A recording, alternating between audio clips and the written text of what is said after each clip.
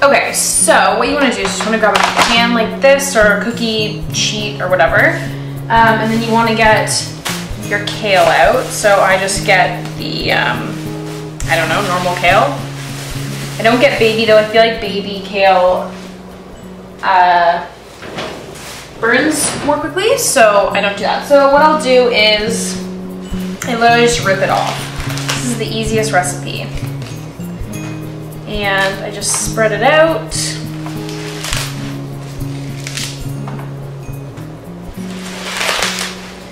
And at the same time, you want your oven to be preheating at either like 330 is usually around the temperature that I do. I kind of switch it up every time, but 330.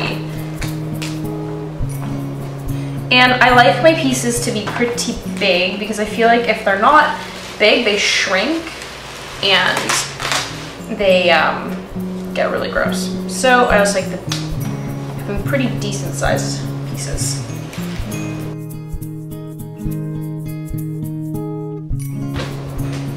And then I just take an extra virgin olive oil and I drizzle it.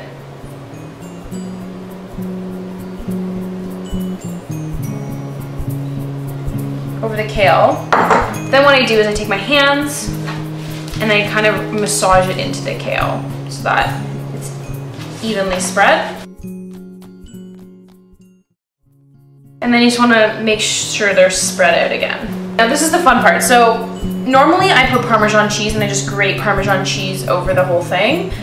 But I am currently on this elimination diet where I cannot have cheese. So what I'm going to do is I'm going to just take some salt. This is the Himalayan pink salt. I think this is from Costco. Oh yeah, Kirkland. It's from Costco. I'm just going to do a light dressing over. And then this is when you put your Parmesan on. If you can't eat dairy or you don't like Parmesan, you can put other cheeses on.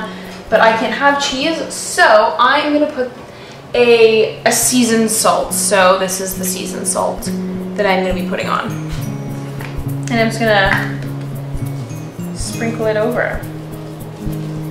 Just to give the chips a little more flavor. So you're gonna put these in the oven for about 10 to 12 minutes, depending on your oven, I guess. But I usually put it in at 10 and then I check them. Alright, I usually put them in for 12 and I check them at 10 to see if they need those extra 2 minutes.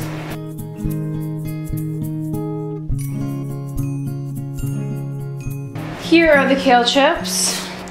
There you have this delicious kale chip recipe. I just take them off with my fingers and I put them into a bowl.